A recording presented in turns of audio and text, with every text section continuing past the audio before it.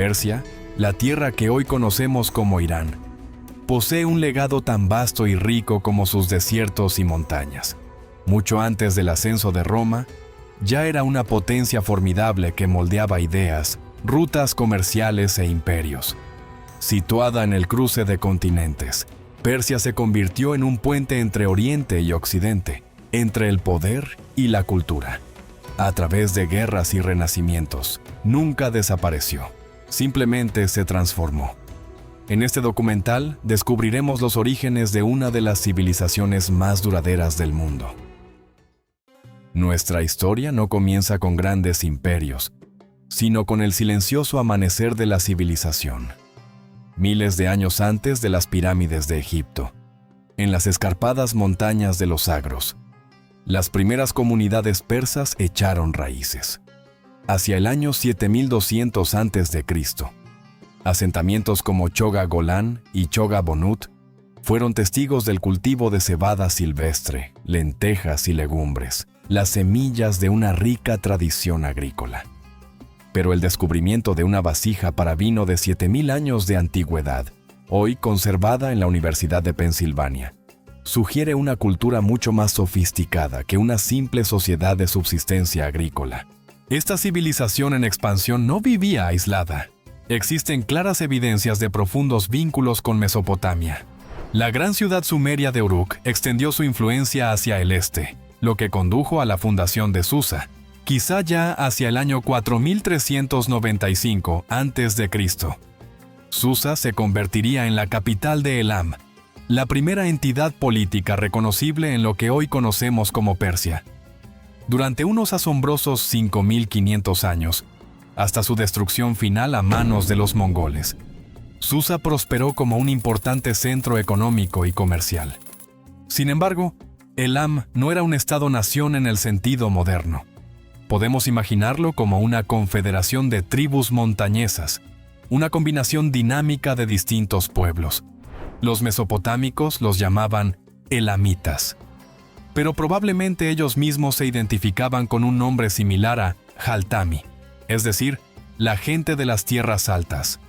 Esta identidad, la de la gente de la montaña, se convertiría en un rasgo fundamental del espíritu persa y contrastaría fuertemente con la de la gente de la llanura, que habitaba las fértiles tierras bajas de Mesopotamia. Estos grupos diferentes permanecieron atrapados durante siglos en una larga dinámica de conflictos y periodos ocasionales de dominio mutuo. Las duras montañas de los Zagros no eran adecuadas para la agricultura de regadío a gran escala característica de las llanuras. La vida de los elamitas giraba en torno al pastoreo seminómada y a la agricultura de pequeña escala en los fondos de los valles.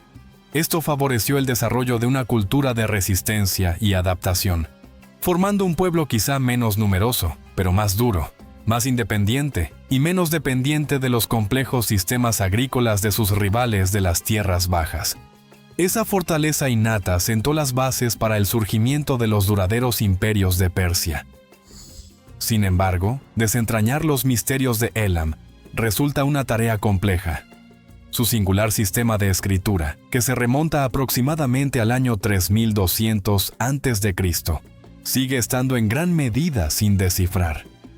Esta lengua extinta, diferente de cualquier otra conocida en la región, envuelve la vida cotidiana de los elamitas en un velo de misterio. Pero los recientes avances en el desciframiento de la escritura elamita prometen arrojar nueva luz sobre esta enigmática civilización y revelar potencialmente una gran cantidad de detalles fascinantes. A pesar de las barreras lingüísticas, el arte elamita ofrece importantes pistas sobre su cultura. Una de sus características más llamativas es el papel destacado de los animales, especialmente los perros y los toros, en sus representaciones artísticas. Esto contrasta claramente con los sumerios, acadios y egipcios, que preferían figuras humanas o híbridos entre humanos y animales. El arte elamita sugiere una religión politeísta profundamente vinculada a la naturaleza, centrada en una diosa madre y en rituales celebrados en bosques sagrados y santuarios de montaña. La religión elamita era notablemente tolerante y adoptaba con facilidad divinidades procedentes de culturas vecinas, una muestra de su apertura y capacidad de adaptación. Esta actitud inclusiva dejó una huella duradera e influyó en religiones persas posteriores, como el zoroastrismo, especialmente en su énfasis en los lugares elevados de culto y en la personificación de las fuerzas naturales como divinidades. Otro aspecto fascinante de la cultura elamita era el evidente respeto hacia las mujeres. Las representaciones artísticas muestran a las mujeres como iguales a los hombres, con reinas representadas junto a los reyes, lo que sugiere una sociedad más igualitaria que muchas de sus contemporáneas. Este notable respeto por las mujeres dejaría, en muchos sentidos, una huella duradera en las sociedades persas posteriores. La historia de Elam es un tapiz tejido con hilos de conquista y comercio.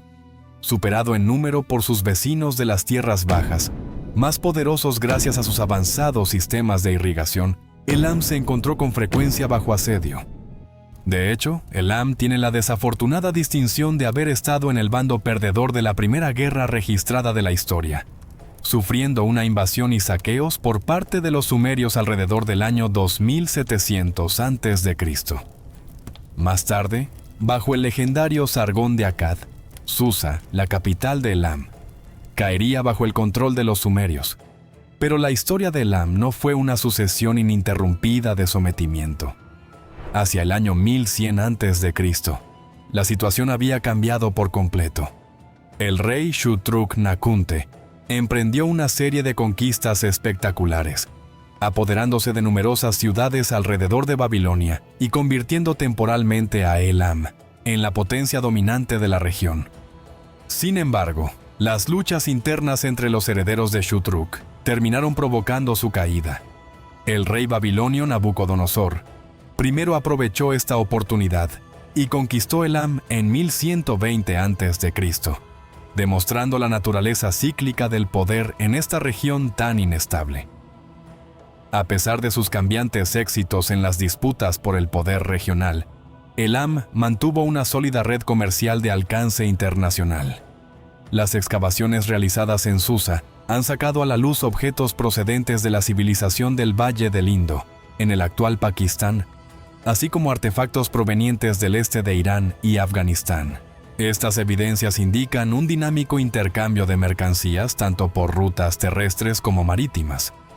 Afganistán, una importante fuente de estaño, esencial para la producción de bronce, fue probablemente uno de sus principales socios comerciales. Es posible que Elam actuara como intermediario, suministrando estaño a Mesopotamia e incluso a Egipto. Elam también exportaba piedra, metales y madera, recursos escasos en las áridas llanuras de los ríos Tigris y Éufrates. Esta antigua ruta comercial evolucionaría más tarde hasta convertirse en un precursor de la ruta de la seda.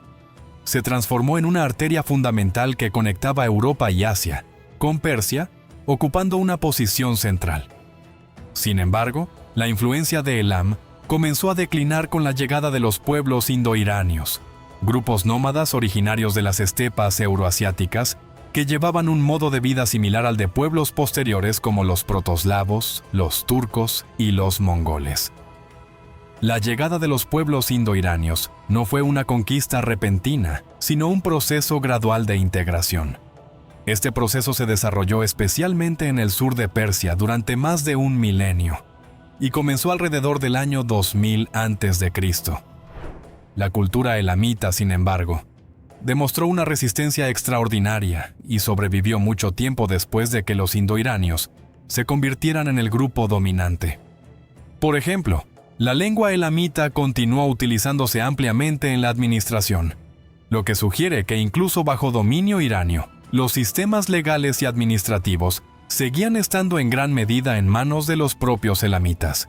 Esto apunta a una sofisticada estrategia de asimilación, más que a una sustitución total de la población.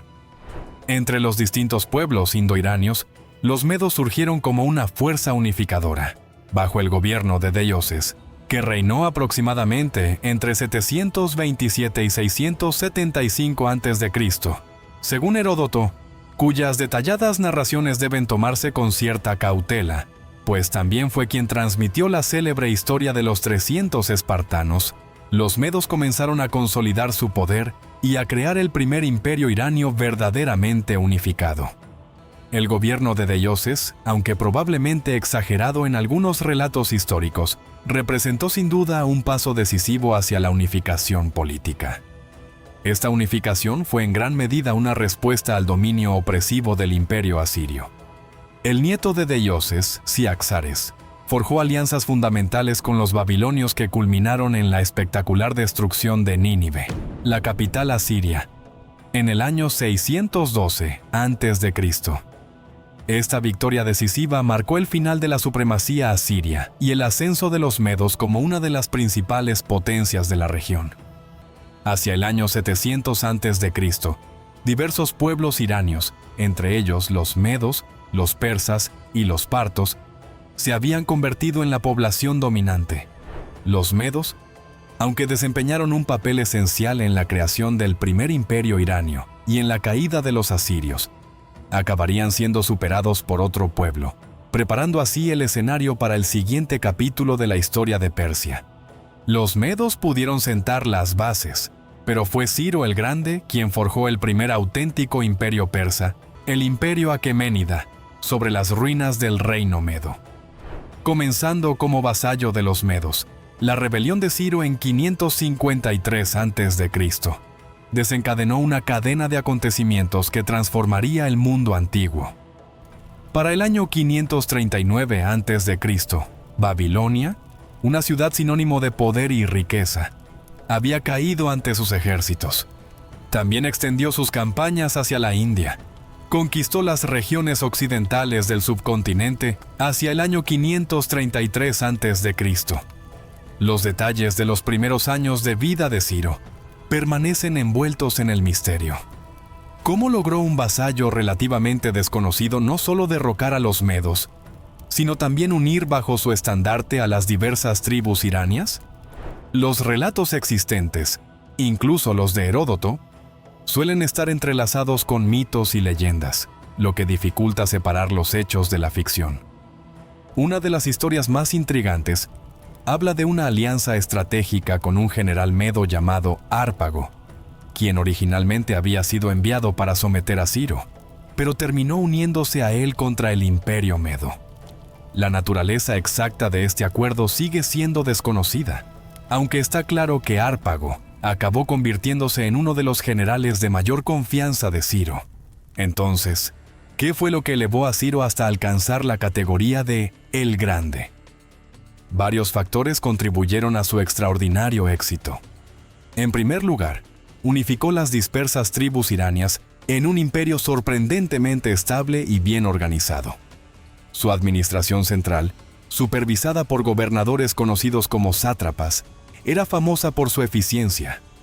Controles regulares realizados por una red de espías conocidos como los ojos del rey garantizaban la rendición de cuentas y reducían al mínimo la corrupción. Las 4 capitales del imperio reflejaban un cierto grado de autonomía regional, aunque Susa, la antigua capital elamita, funcionaba como centro administrativo. El sistema dependía de una red de puestos avanzados donde los mensajeros podían encontrar alimentos, agua, alojamiento y caballos frescos a una distancia máxima de 2 días de viaje. Este modelo fue imitado por numerosos imperios durante siglos. Su impacto duradero puede apreciarse en el hecho de que Thomas Jefferson, inspirado por la Ciropedia de Genofonte, una biografía de Ciro, incorporó elementos de su sistema administrativo en los documentos fundacionales de los Estados Unidos. En segundo lugar, la conquista de Babilonia en 539 a.C. y el posterior decreto que permitió a los israelitas exiliados regresar a su tierra natal quedaron inmortalizados en la Biblia hebrea, donde Ciro aparece como un liberador designado por la divinidad. Esto convirtió a Ciro en la única figura no judía de la Biblia celebrada como una especie de Mesías. En tercer lugar, Ciro era conocido por su extraordinaria tolerancia. Respetaba las culturas y religiones de los pueblos conquistados. Esta política quedó reflejada en los títulos que recibió. padre entre los persas y Libla, libertador, entre los babilonios. En cuarto lugar, creó la élite militar conocida como los Inmortales, una unidad de 10.000 soldados que seguiría siendo uno de los pilares fundamentales del ejército persa durante siglos. Ciro el Grande ocupa un lugar único entre los conquistadores. Construyó el mayor imperio de su tiempo con relativamente poco derramamiento de sangre y mostró un notable respeto por las poblaciones civiles y los templos locales. El hijo de Ciro, Cambises II, continuó la política expansionista de su padre y conquistó Fenicia y Chipre en el año 525 a.C. Ese mismo año sometió rápidamente a Egipto, Nubia y partes de la actual Siria. Hasta el día de hoy, el imperio fundado por Ciro sigue siendo el más extenso de todos los imperios iranios que existieron posteriormente, una prueba de su enorme alcance y de su extraordinario legado. La tumba de Ciro, declarada Patrimonio de la Humanidad por la UNESCO, aún se alza en Irán como un conmovedor recordatorio de aquella época excepcional. Y Persépolis, su magnífica ciudad capital, continúa fascinando tanto a arqueólogos como a visitantes, revelando la opulencia y sofisticación de la civilización aqueménida. Después llegó Darío I, otra figura fundamental en la historia de Persia. Darío expandió aún más las fronteras del imperio, liderando una expedición hacia el Valle del Indo, en el actual Pakistán. Sin embargo, es recordado sobre todo por la primera invasión persa de Grecia en el año 492 a.C. Esta campaña, no obstante, estuvo marcada por la mala fortuna. Una tormenta destruyó parte de la flota persa y la magnitud general de la invasión fue relativamente modesta según los estándares persas. La posterior batalla de Maratón, en 490 a.C., terminó con una sorprendente victoria griega y supuso un importante revés para la maquinaria militar persa. Furioso por esta derrota inesperada, Darío planeó una invasión de Grecia mucho mayor. Sin embargo, la muerte lo sorprendió en el año 486 a.C., dejando la tarea en manos de su hijo Jerjes. El liderazgo de Jerjes durante la siguiente campaña contra Grecia estuvo, por decirlo suavemente, lejos de ser brillante.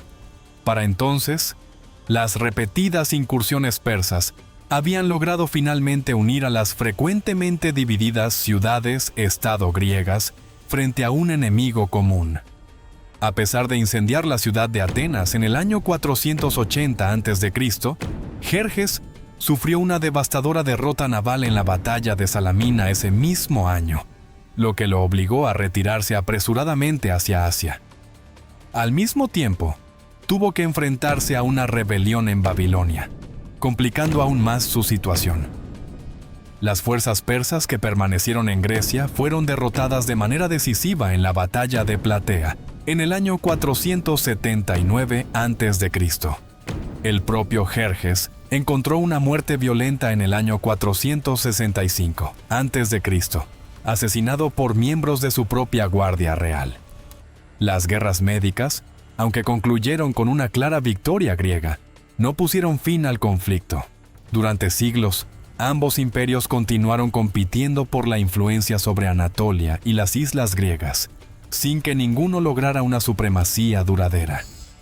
A pesar de los reveses sufridos en Grecia, el imperio aqueménida siguió siendo una potencia dominante durante siglos.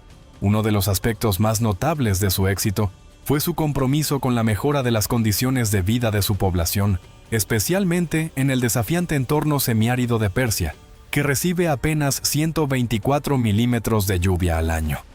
Uno de los ejemplos más impresionantes de este compromiso es el sistema hidráulico de Shushtar, concebido por Darío el Grande.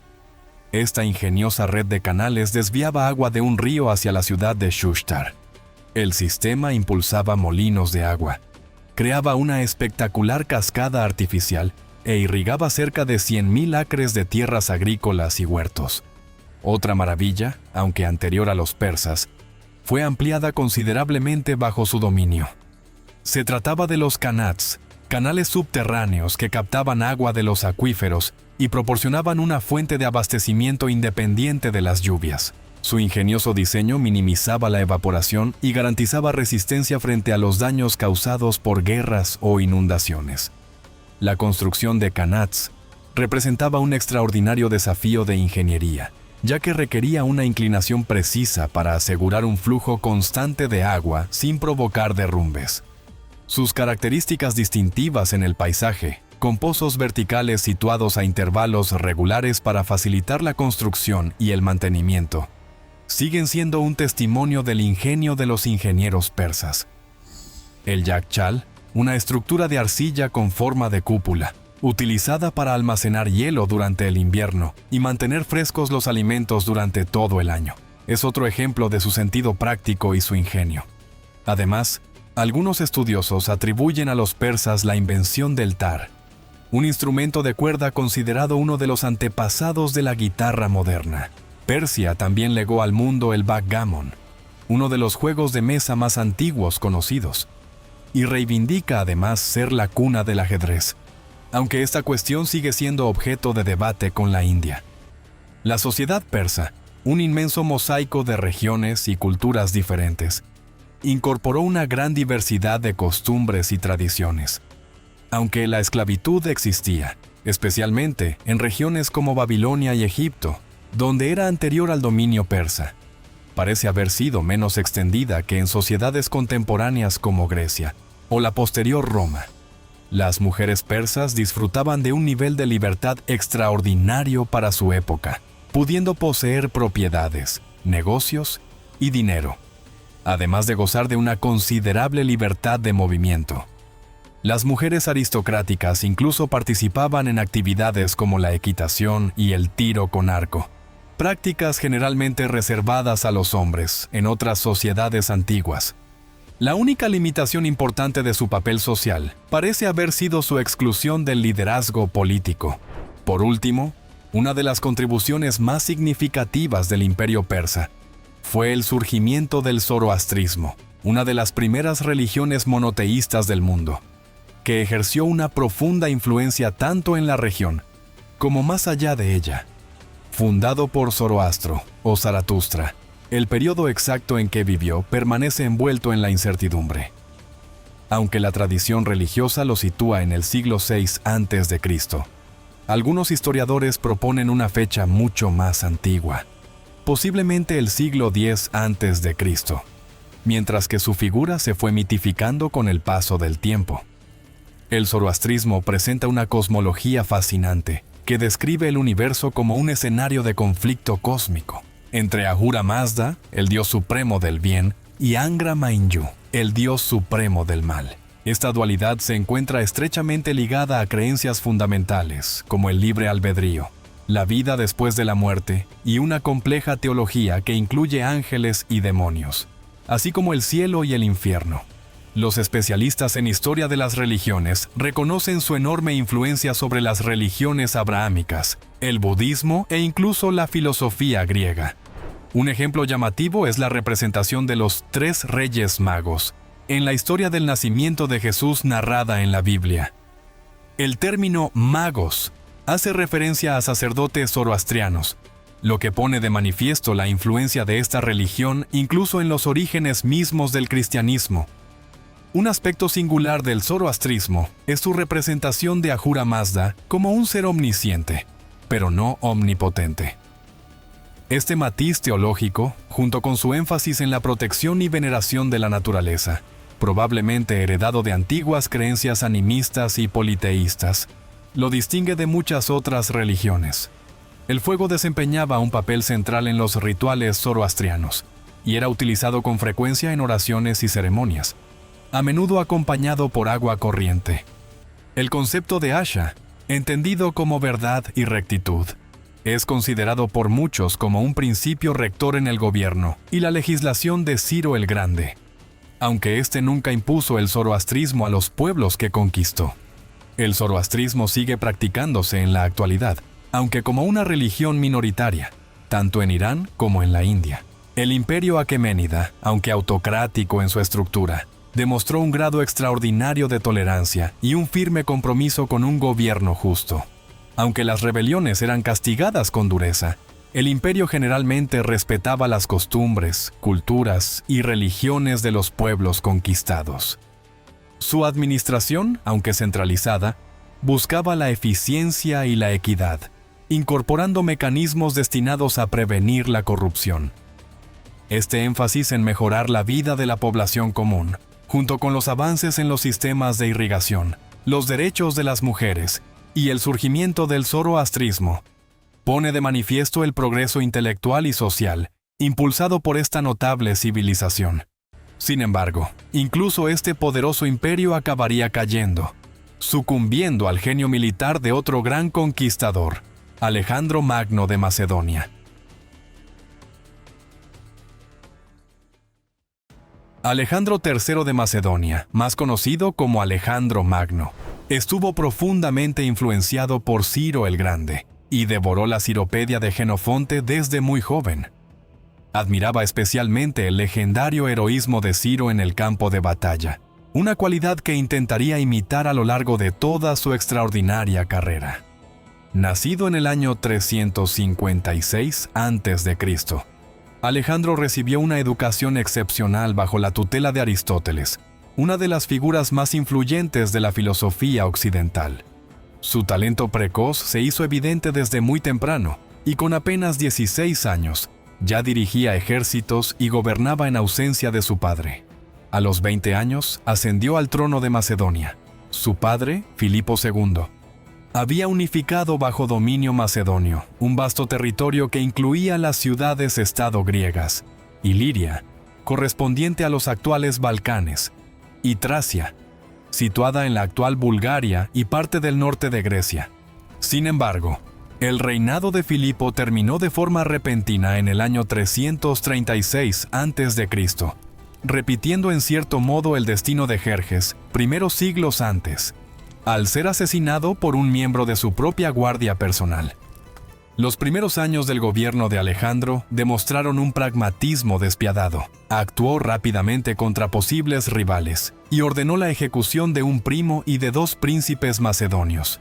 Aunque el grado de implicación de estos en el asesinato de Filipo sigue siendo incierto, esta acción decisiva aseguró de manera efectiva su posición en el trono. Las rebeliones posteriores fueron aplastadas con una brutal eficiencia. El ejemplo más destacado fue la destrucción total de Tebas en el año 335 a.C. La ciudad, con 1000 años de historia, fue arrasada por completo y sus habitantes vendidos como esclavos, una acción destinada a enviar un mensaje aterrador a cualquiera que pensara en rebelarse. Paradójicamente, Alejandro mostró más tarde generosidad hacia los tebanos supervivientes que encontraba, quizá impulsado por un sincero remordimiento o por un astuto intento de sofocar la disidencia. Sin embargo, sus acciones lograron aplastar cualquier sentimiento rebelde que aún permaneciera entre las ciudades-estado griegas, incluso en la poderosa Atenas. Alejandro siguió los pasos de su padre y adoptó el título de hegemón, o comandante supremo de Grecia, consolidando así su dominio sobre el mundo griego. Estos primeros años pusieron de manifiesto el extraordinario genio militar de Alejandro. Permaneció invicto durante toda su vida, consolidando su reputación como uno de los más grandes comandantes militares de la historia. En el año 334 a.C., Alejandro Magno, al frente de un ejército relativamente pequeño compuesto por unos 50.000 infantes, 6.000 jinetes y una flota de apoyo de 38.000 hombres, inició su audaz campaña contra el vasto imperio persa. Sus primeras victorias en el oeste de Anatolia, la actual Turquía, una región habitada por griegos que vivían bajo dominio persa, le proporcionaron un impulso decisivo. Su posterior avance hacia Siria y el Levante preparó el escenario para una confrontación directa con el poder del imperio persa. En la batalla de Isos, en el año 333 a.C., el ejército de Alejandro, superado en número, se enfrentó a una fuerza persa mucho más grande dirigida por Darío III. El error estratégico de Darío al enfrentarse a los griegos en una estrecha llanura costera impidiendo que los persas aprovecharan su superioridad numérica, resultó desastroso.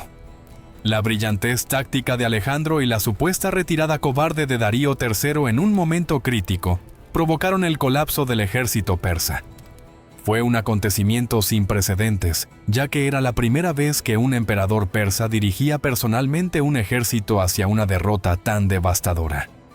Las consecuencias de esta derrota se propagaron por todo el imperio. La huida de Darío dejó atrás a su familia, incluida su esposa, sus hijas y su madre, así como símbolos de su autoridad como su arco, su carro y su manto real. Aunque Alejandro trató con respeto a las mujeres de la familia de Darío, se negó a liberarlas hasta que éste reconociera formalmente su derecho al trono persa. Más adelante, para reforzar su legitimidad, Alejandro incluso se casaría con una de las hijas de Darío. La campaña implacable de Alejandro continuó avanzando.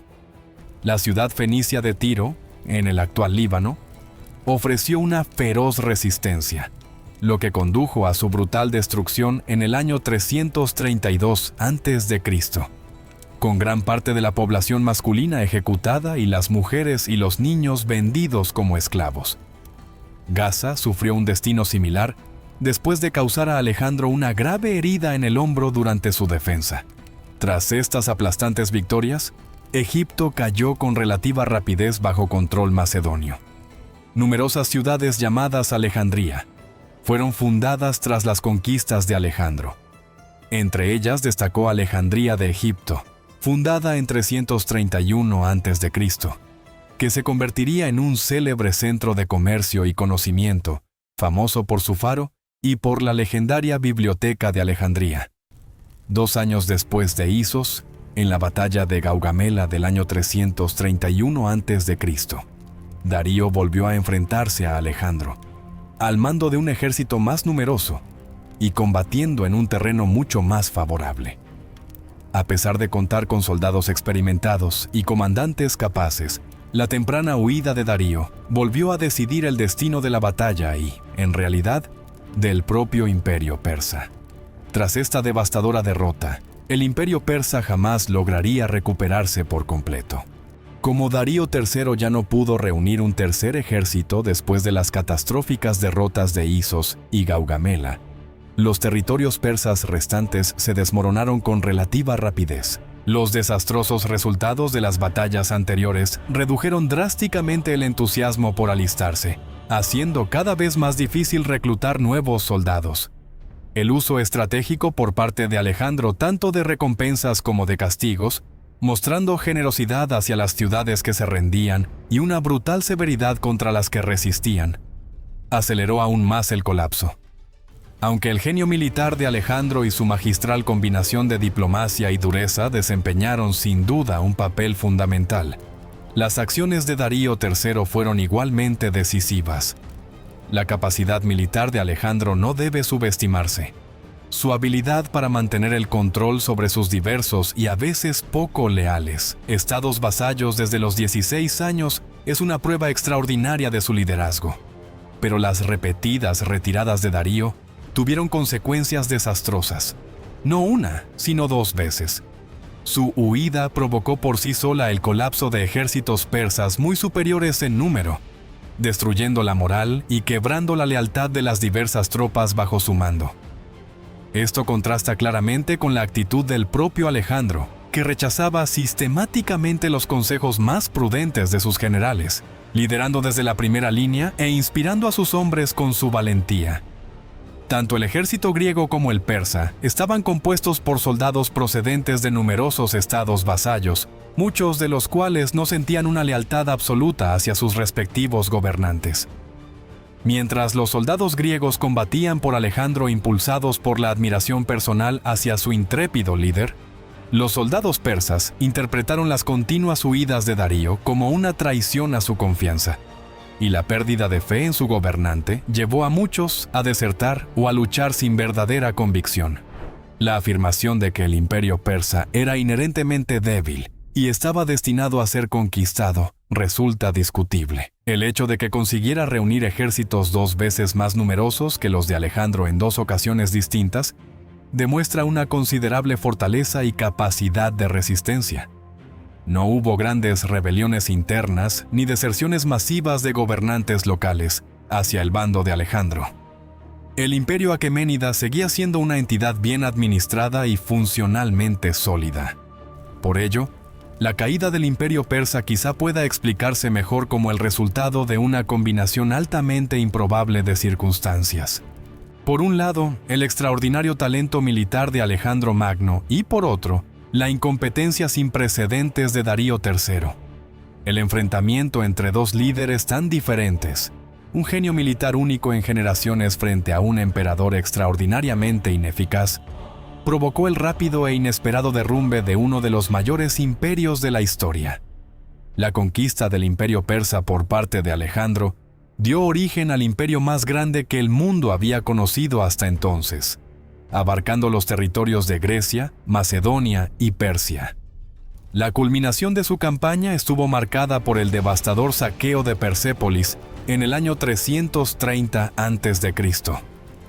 Un incendio, ya fuera accidental o deliberado, quizá como venganza por la quema de la Acrópolis de Atenas por parte de Jerjes, o simplemente como una tragedia fortuita, consumió gran parte de la ciudad.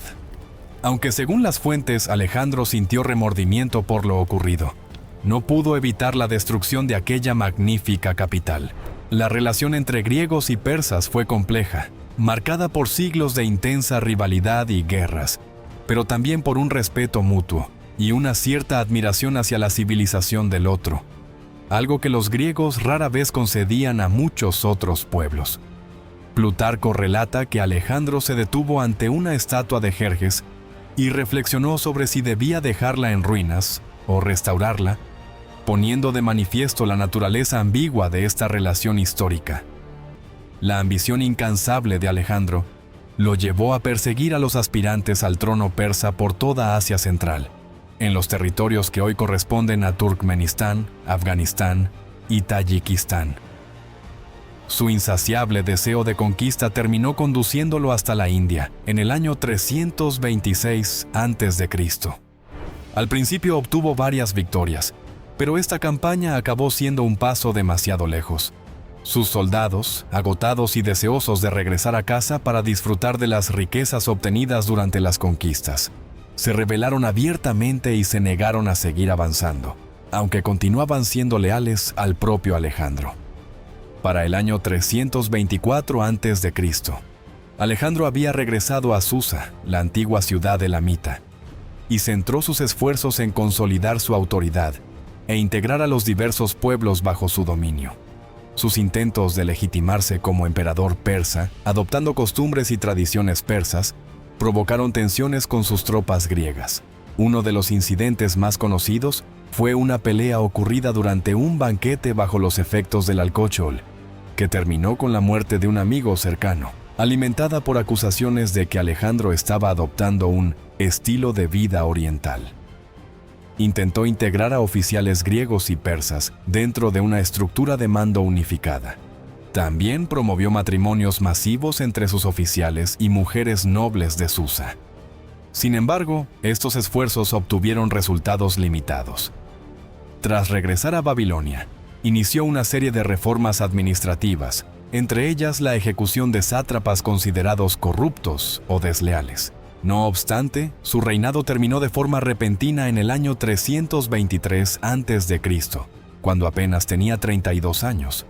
Aunque la causa más probable de su muerte fue una fiebre contraída cerca de una zona pantanosa, las sospechas de envenenamiento persistieron, alimentadas por las intrigas políticas que rodeaban su posición y por las numerosas conspiraciones dirigidas contra él. Las circunstancias de la muerte de Alejandro siguen envueltas en el misterio y han dado lugar a numerosas teorías. Sin embargo, ninguna de ellas ha podido demostrarse de forma concluyente.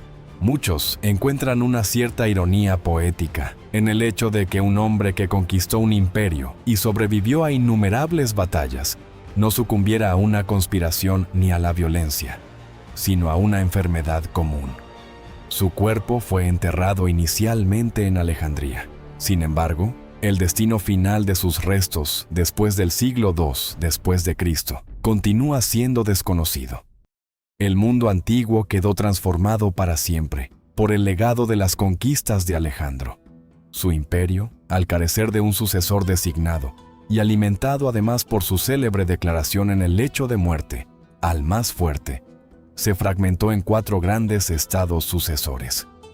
Esta división marcó el inicio del período helenístico, aproximadamente entre los años 323 y 31 a.C., una época de intensos intercambios culturales y profundas transformaciones. Aunque la vida cotidiana de la población común continuó en gran medida igual, las élites experimentaron cambios significativos a medida que las influencias griegas arraigaban en su cultura. La dinastía tolemaica de Egipto, fundada por Ptolomeo, constituye un excelente ejemplo de este proceso.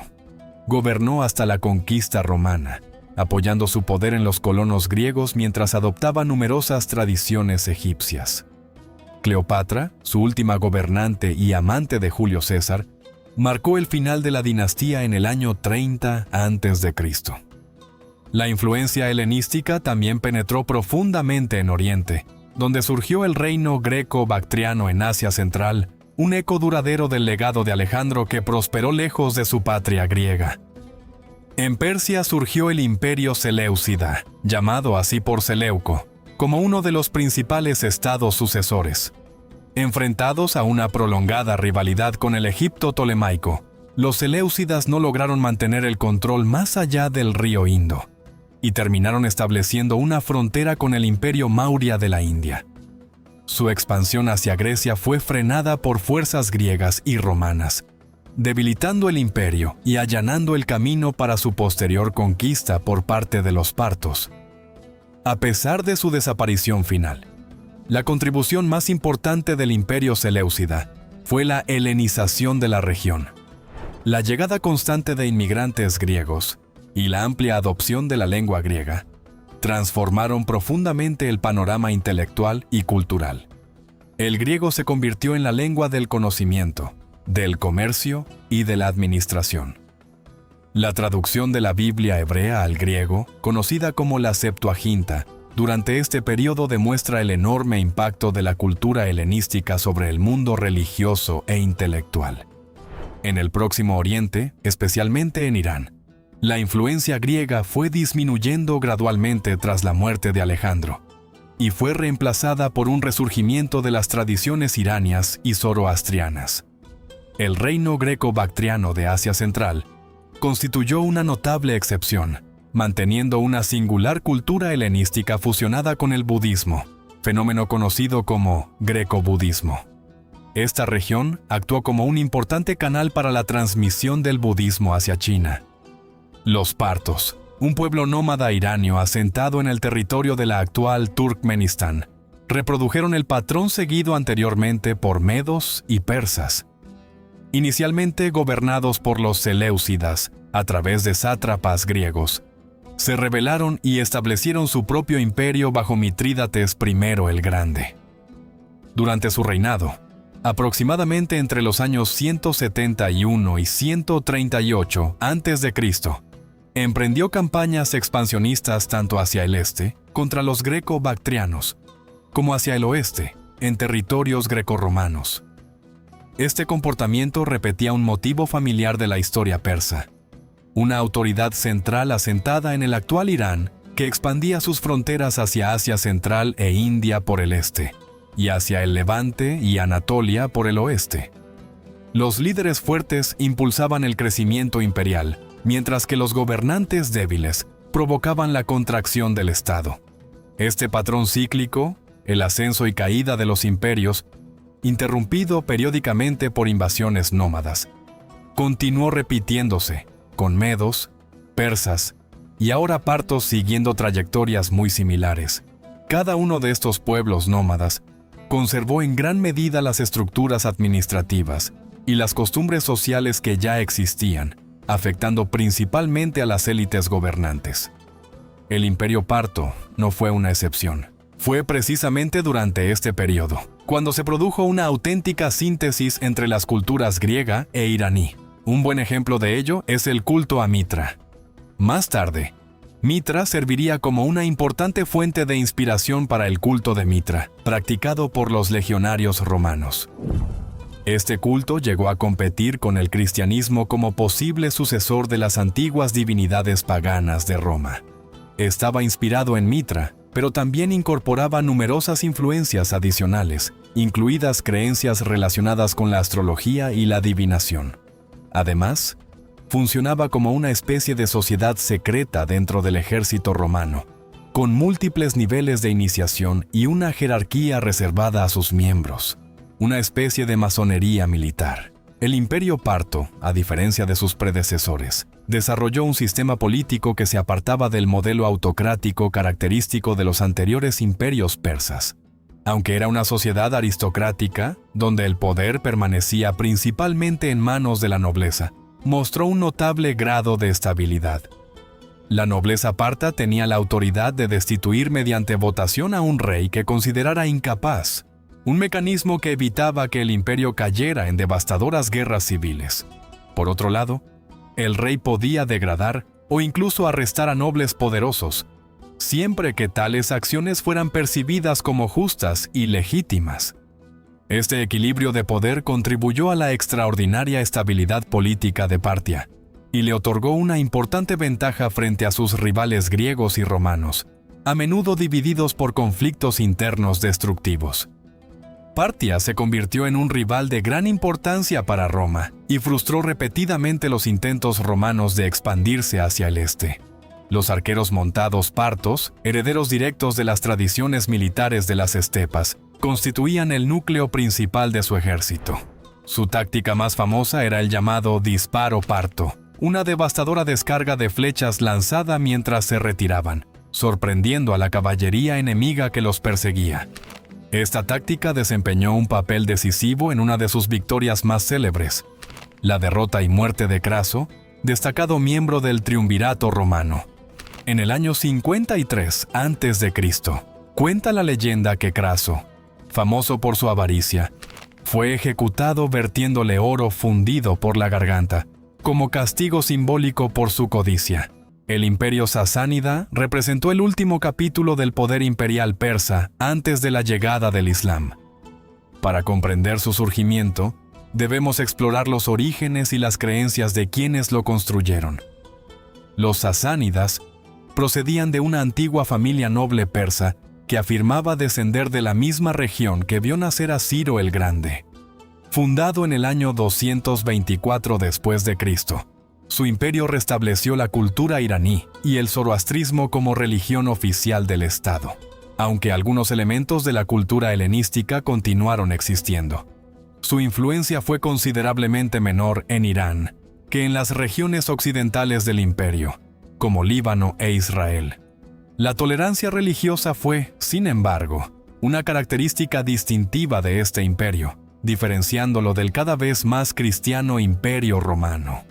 Los sasánidas se convertirían en los rivales más poderosos y duraderos del Imperio Romano de Oriente, conocido posteriormente como Imperio Bizantino. El Imperio Sasánida, que existió entre los años 224 y 651 después de Cristo, fue testigo de un notable florecimiento cultural e intelectual. Sus territorios sirvieron como refugio para la erudición judía, como demuestra la compilación del Talmud de Babilonia dentro de sus fronteras. El surgimiento del maniqueísmo, una religión sincrética que combinaba elementos del zoroastrismo, el cristianismo y el budismo, representó un importante desafío religioso y logró atraer numerosos seguidores pese a la persecución de las autoridades sasánidas. Sin embargo, con el tiempo, el maniqueísmo fue eliminado por diversos gobiernos de Occidente, China y los califatos, desapareciendo prácticamente hacia el siglo XIV. Aún así, dejó una huella duradera en ciertos movimientos cristianos gnósticos, como los cátaros. En comparación con la cultura más nómada de los partos, los sasánidas promovieron una sociedad más centralizada y urbanizada. Su influencia también se extendió hacia el este, impulsando significativamente el comercio a lo largo de la Ruta de la Seda.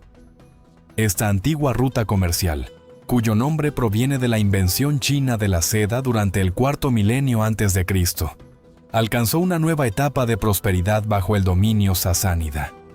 Los sasánidas participaron activamente en intercambios culturales con China, compartiendo artistas, incluidos músicos y bailarines. También cooperaron para proteger la ruta de la seda de los ataques de los pueblos nómadas. Además, lograron controlar gran parte del comercio del Océano Índico, desplazando a los romanos de una posición dominante. La era sasánida es considerada por muchos historiadores como uno de los momentos culminantes de la civilización persa clásica. Los logros sasánidas en arquitectura, literatura, filosofía e ingeniería dejaron una huella duradera, hasta el punto de que, tras las conquistas islámicas, muchas de estas contribuciones fueron absorbidas por el mundo musulmán y posteriormente identificadas por observadores externos como islámicas. Un hallazgo fascinante, conocido como la batería de Bagdad, un recipiente que contiene componentes metálicos capaces de generar electricidad, ha dado lugar a especulaciones según las cuales los sasánidas pudieron haber inventado la primera batería eléctrica, aunque su propósito exacto sigue siendo desconocido.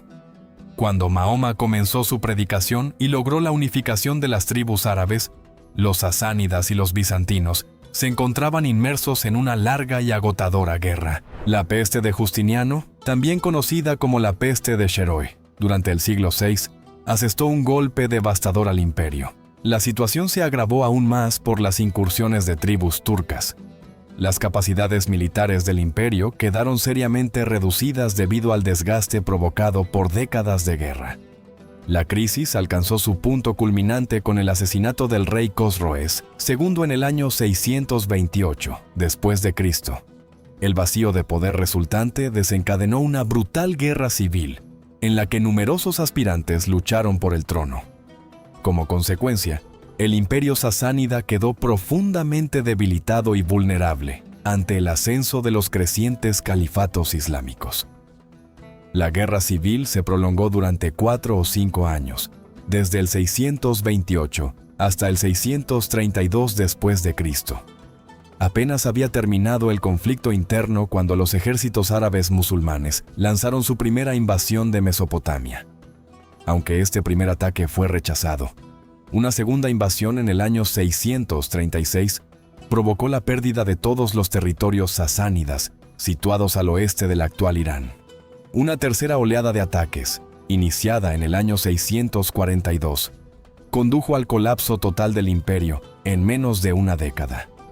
A pesar de la considerable resistencia persa, incluidos ataques contra guarniciones árabes, los ejércitos musulmanes, reforzados continuamente desde la península arábiga, terminaron imponiéndose. Los conquistadores destruyeron textos sagrados zoroastrianos y forzaron la conversión al Islam de gran parte de la población. Muchos zoroastrianos huyeron, contribuyendo al establecimiento de comunidades zoroastrianas en la India y en otras regiones de Asia. Los no musulmanes quedaron sujetos al impuesto conocido como jizya y corrían además el riesgo de ser esclavizados.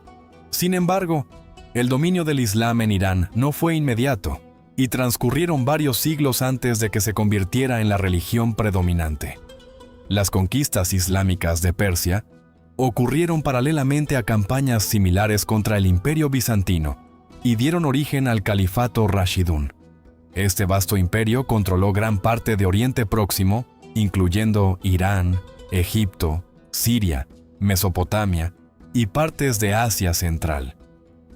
La relación entre Persia y el Islam es compleja y presenta múltiples dimensiones. Aunque el Islam fue impuesto a la población persa, que resistió durante siglos una conversión masiva, la cultura persa influyó profundamente en el desarrollo posterior del Islam, especialmente durante su expansión por Asia. La influencia de la cultura persa resulta claramente visible en las culturas de los pueblos túrquicos que más tarde construirían el vasto imperio otomano. Aunque el Islam transformó Persia, no logró borrar las características únicas de la civilización persa, del mismo modo que invasiones anteriores de medos, griegos y partos tampoco habían conseguido eliminarla por completo. El califato omeya, que sucedió al califato Rashidún, incorporó numerosos elementos de la cultura persa. Aunque inicialmente era un imperio árabe, dependía en gran medida de la población y los recursos de Persia y Mesopotamia. También adoptó prácticas administrativas persas y protocolos cortesanos de origen iraní. En el momento de su máxima expansión, alrededor del año 750 después de Cristo, el califato omeya se extendía desde Asia Central hasta los Pirineos, en la actual España. Sin embargo, este enorme imperio resultó difícil de sostener y terminó fragmentándose en entidades más pequeñas y manejables. La crisis sucesoria tras la muerte de Mahoma provocó una profunda división dentro del Islam, separando a la comunidad entre las ramas suní y chií. Los suníes aceptaron el liderazgo de Abu Bakr, mientras que los musulmanes chiíes consideraban que Alí, primo y yerno de Mahoma, era el sucesor legítimo. Esta división, inicialmente centrada en la cuestión del liderazgo político, evolucionó con el tiempo hacia diferencias teológicas y culturales mucho más profundas que continúan existiendo en la actualidad. El Islam chií tuvo inicialmente una fuerte presencia en Egipto y el norte de África. En la actualidad, Irán es considerado el principal centro del Islam chií y con frecuencia se encuentra en oposición al mundo musulmán mayoritariamente suní. El califato omeya fue sucedido por el califato abasí, establecido con la ayuda de un general persa. Los abasíes integraron de manera mucho más profunda la cultura y la administración persas dentro de su gobierno. En el año 762 después de Cristo, fundaron Bagdad cerca del emplazamiento de la antigua Babilonia, transformándola en uno de los principales centros de aprendizaje y comercio del mundo musulmán. La célebre Casa de la Sabiduría de Bagdad desempeñó un papel fundamental en la preservación y traducción de textos de la antigua Grecia, Roma y Persia, además de incorporar conocimientos procedentes de China. La ciudad también albergó la primera fábrica de papel del mundo, demostrando la adopción de tecnologías chinas. Los abasíes promovieron el intercambio de conocimientos con otras civilizaciones del planeta y contribuyeron a la difusión hacia Occidente de innovaciones como el sextante, el número 0 y la pólvora. A pesar de sus éxitos iniciales, el califato abasí enfrentó enormes dificultades para mantener el control de sus vastos territorios. Durante los siglos 9 y 10, perdió el dominio sobre Marruecos, Egipto y el norte de África. Desde el año 945 después de Cristo hasta el siglo XIII, los turcos selyúcidas, originarios de las estepas euroasiáticas, pasaron a controlar gran parte de la región. Esto siguió un patrón recurrente en la historia iraní, un pueblo nómada reemplazando a una dinastía debilitada. Aunque los abasíes continuaron gobernando de manera nominal, los selyúcidas ejercían el verdadero control sobre el ejército y el Estado, mientras que los iraníes administraban la burocracia. El califato abasí es ampliamente considerado el motor principal de la Edad de Oro islámica, basándose en el legado intelectual del antiguo Egipto, Persia, Grecia y Roma, y fomentando el intercambio cultural a través de Eurasia. Impulsó importantes avances en numerosos campos del conocimiento. Entre ellos destacaron la medicina, la filosofía, la astronomía, la química, la geometría, la física, especialmente la óptica y las matemáticas, en particular el álgebra y el cálculo. Académicos de diversos orígenes religiosos, incluidos zoroastrianos, cristianos y judíos, contribuyeron de manera decisiva a este florecimiento intelectual. Los abasíes también impulsaron la creación de célebres obras literarias como Las Mil y Una Noches. Originalmente concebida como una traducción de textos persas inspirados en relatos folclóricos de la India, la obra fue ampliada posteriormente con historias árabes, persas, mesopotámicas y egipcias. De este proceso surgieron personajes tan emblemáticos como Aladino, Sinbad y Alí Baba. El dominio selyúcida, aunque importante, no alteró de manera fundamental el funcionamiento cotidiano del califato abasí. Sin embargo, las invasiones mongolas representaron una ruptura radical con las anteriores incursiones de pueblos nómadas, distinguiéndose por una escala y una brutalidad sin precedentes. Los mongoles saquearon y destruyeron sistemáticamente enormes extensiones de territorio, culminando con el catastrófico saqueo de Bagdad en el año 1258. La destrucción de Bagdad, uno de los grandes centros de cultura y conocimiento de la época, es considerada por muchos historiadores como el final de la Edad de Oro islámica. Numerosas ciudades sufrieron destinos similares, con sus poblaciones masacradas y sus bibliotecas y mezquitas reducidas a ruinas. Los mongoles también atacaron de manera sistemática los khanats, los sistemas de irrigación que sostenían gran parte de la vida económica de la región. La destrucción de estas infraestructuras esenciales provocó una amplia desertificación y convirtió muchas zonas agrícolas y centros urbanos en lugares inhabitables. Bajo el Ilkhanato mongol, Persia experimentó una cierta recuperación. Las rutas comerciales fueron restauradas gradualmente y parte de la infraestructura de irrigación fue reconstruida. Un hecho especialmente significativo fue la conversión al Islam de una gran parte de la población mongola. Muchos de ellos mostraron una especial inclinación hacia el sufismo, una corriente mística del Islam que armonizaba bien con sus antiguas creencias animistas o budistas. Justo cuando Persia comenzaba a recuperarse, dos acontecimientos devastadores golpearon al país.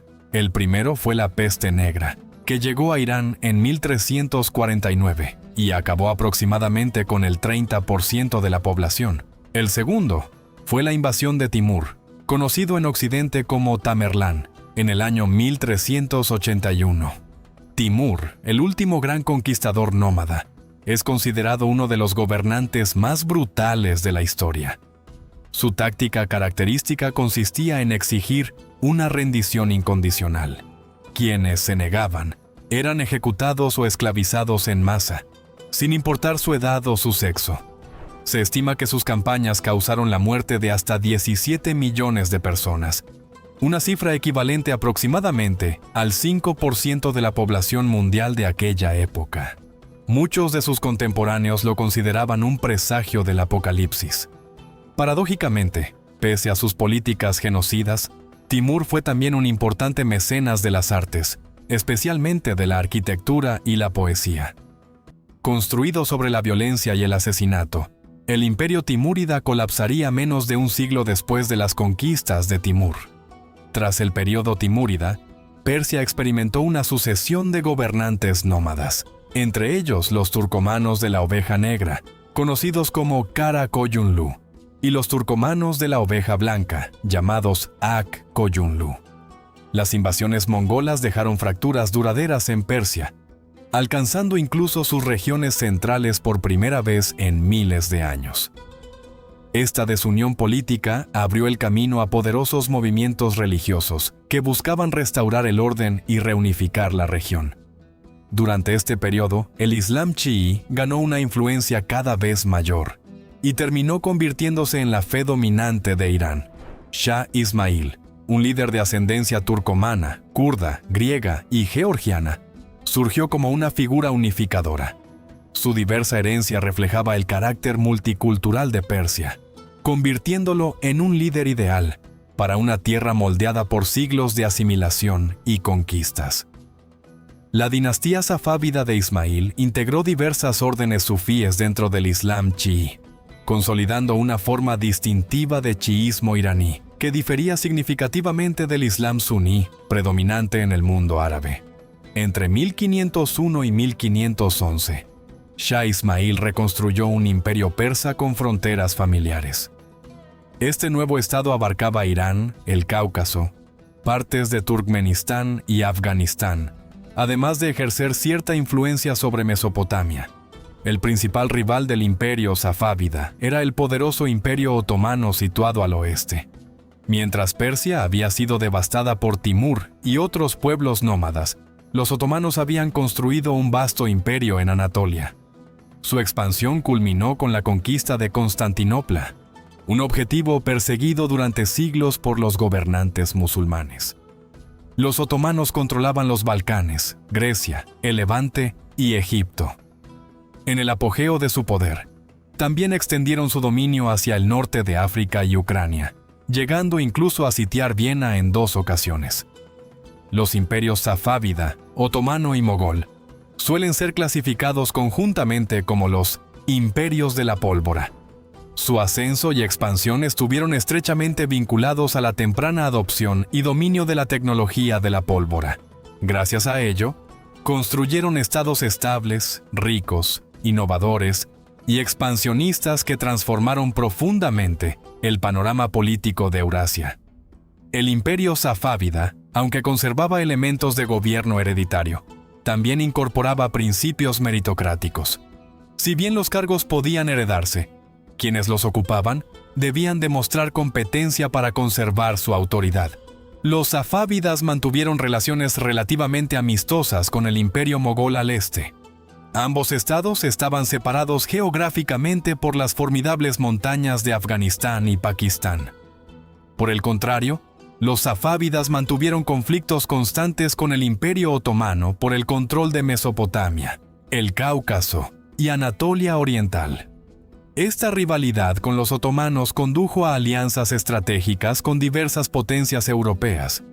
Bajo el reinado de Shah Abbas I el Grande, los safávidas establecieron relaciones comerciales con la Compañía Neerlandesa de las Indias Orientales. También formaron una alianza con la monarquía Habsburgo de Austria. Las reformas militares de Abbas I, inspiradas en el ejército británico y desarrolladas con la ayuda de Sir Robert Shirley, le permitieron recuperar Bagdad, Anatolia Oriental y Georgia para el año 1618. Su alianza con Inglaterra facilitó además la expulsión de los portugueses de Bahrein y Hormuz, con el apoyo de la Marina Real Británica.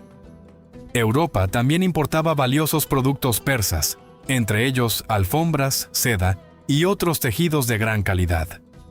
El nivel de vida de la población común en el imperio safávida era comparable al de sus contemporáneos europeos. Sin embargo, los visitantes europeos señalaron la existencia de extensas tierras fértiles poco aprovechadas. Atribuían esta situación a una administración deficiente y al escaso interés de la élite gobernante por la agricultura. La época safávida fue testigo de la construcción de numerosos monumentos que aún perduran en Irán. Entre ellos destacan las magníficas mezquitas de Isfahán, ciudad que también se convirtió en un importante centro de conocimiento. No obstante, hacia mediados del siglo XVII, comenzó a manifestarse un estancamiento intelectual. La veneración por los conocimientos establecidos dificultó la innovación y redujo la disposición a cuestionar las ideas existentes. Esto colocó a Persia en desventaja frente a las sociedades europeas, cada vez más impulsadas por el progreso científico. Los sucesores de Abbas primero demostraron ser gobernantes menos capaces. Estaban más interesados en los placeres personales que en la administración del Estado, creando oportunidades para potencias vecinas ambiciosas. Rusia, que llevaba siglos expandiéndose hacia el este y el sur, surgió como una amenaza cada vez más seria para la estabilidad a largo plazo del imperio safávida. La Rusia de Pedro el Grande ocupó territorios iraníes en el Cáucaso en 1723.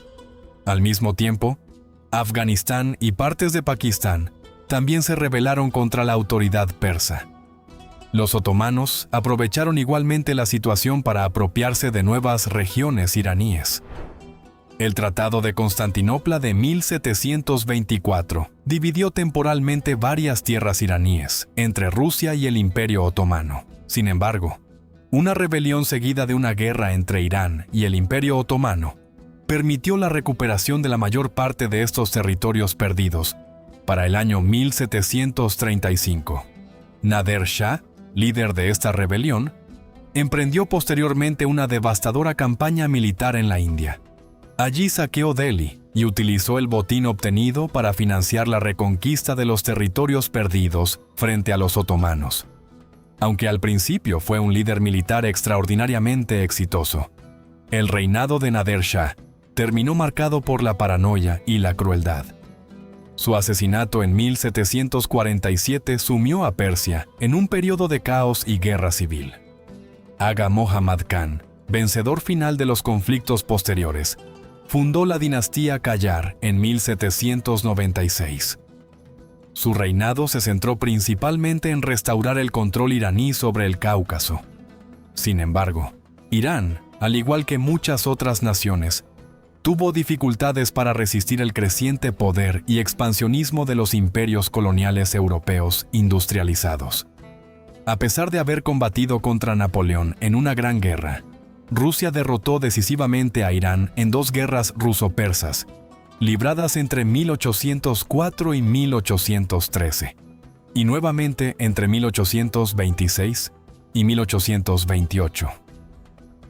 Como consecuencia, Irán perdió definitivamente la región del Cáucaso. La imposición del dominio ortodoxo ruso llevó a numerosos musulmanes caucásicos a refugiarse en Irán para escapar del control extranjero. Más adelante, la élite gobernante terminaría prácticamente vendiendo el país a la influencia de potencias extranjeras. En especial, intentó equilibrar y aprovechar la rivalidad entre Rusia y Gran Bretaña. Gran Bretaña, como potencia colonial en la India, chocó cada vez más con Rusia por el control de Asia Central y Persia. Una serie de revoluciones entre 1905 y 1911 debilitó la autoridad del Shah y alimentó las demandas de una mayor democracia.